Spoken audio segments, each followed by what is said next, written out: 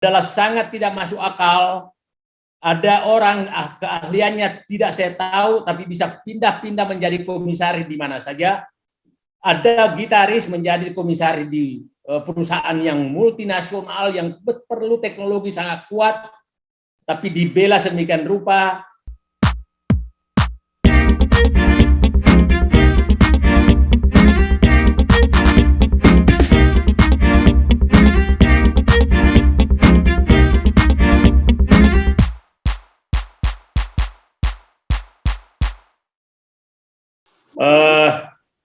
Nanti kalau ada yang berbeda dengan Pak Dahlan dengan saya, maka yang benar adalah Pak Dahlan.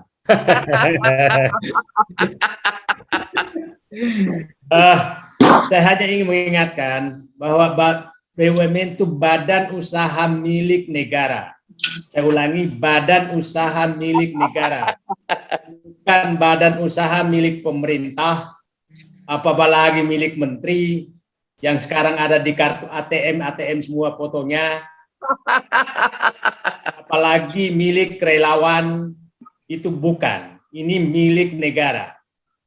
Dasarnya adalah Undang-Undang Dasar 45, bukan undang-undang yang dibikin oleh DPR atau dengan pemerintah.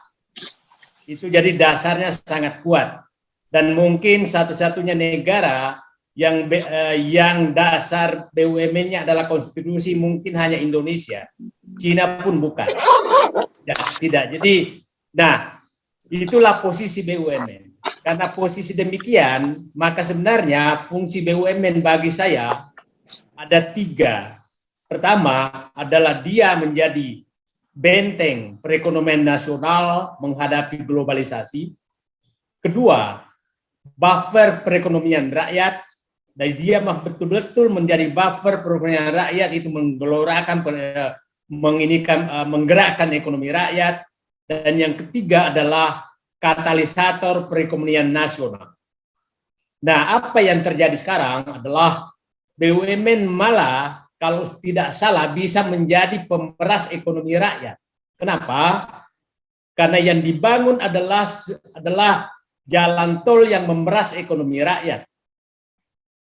Bukan membuat fasilitas-fasilitas umum yang dinikmati oleh rakyat.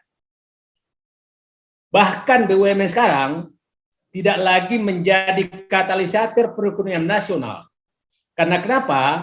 Dia menjadi tempat mencari makan para oligarki. Itu yang terjadi. Sehingga BUMN betul-betul bukan lagi sapi perah. Kalau sapi perah itu kan menunggu hamil dulu, melahirkan baru diperah.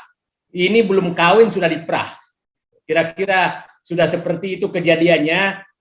Dan pasti pertanyaannya, kenapa sih BUMN rugi? Sebulan setelah Pak Erick Thohir menjabat Menteri BUMN, dan saya pikir publik menyaksikan bagaimana saya menitip pesan kepada beliau pada saat di acara Mata Najwa, saya sampaikan, ujian terberat Anda adalah pada saat Anda nanti mengangkat direksi dan komisaris. Apabila Anda salah, maka air bah akan datang menenggelamkan BUMN. Dan beliau saat itu mencatat, tapi ternyata apa yang saya sampaikan sepertinya tidak kuat menahan itu atau tidak mau melaksanakan. Saya katakan bahwa mengangkat direksi dan komisaris BUMN itu adalah ujian paling berat bagi seorang menteri, karena disitulah datang tekanan yang sangat berat. Disitulah intervensi non-korporasi akan datang, dan siapa yang menjadi pencinta jabatan pasti akan jebol. Pasti akan jebol, dan sepertinya sekarang itu jebol karena betul-betul profesionalisme sudah diabaikan sedemikian rupa, adalah sangat tidak masuk akal. Ada orang keahliannya tidak saya tahu, tapi bisa pindah-pindah menjadi komisaris di mana saja. Ada gitaris menjadi komisaris di perusahaan yang multinasional yang perlu teknologi sangat kuat, tapi dibela sedemikian rupa, dan berbagai hal yang di luar ini nalar saya. Sebenarnya kenapa BUMN rugi? saya katakan karena profesionalisme sudah dihilangkan. Apabila profesionalisme dihilangkan sebagai kriteria, maka kita akan menghasilkan pemimpin-pemimpin dan karyawan BUMN yang bukan profesional tapi penjilat. Karena dia dengan cara tidak profesional lah mereka bertahan jabatannya. Dia harus mencari cantolan kemana-mana dengan menjual kewenangan yang dia miliki. Kewenangan dia miliki untuk bertahan dalam jabatannya. Nah, itu yang sangat dihindari dalam BUMN.